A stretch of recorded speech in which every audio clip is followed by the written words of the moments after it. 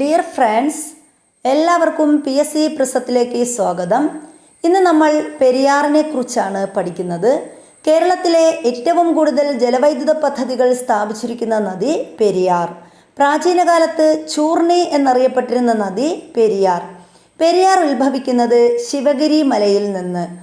ആലുവ, ശ്രീ ശങ്കരാചാര്യരുടെ ജന്മസ്ഥലമായ കാലടി എന്നിവ പെരിയാറിൻ്റെ തീരത്തുള്ള പ്രധാനപ്പെട്ട പട്ടണങ്ങളാണ്.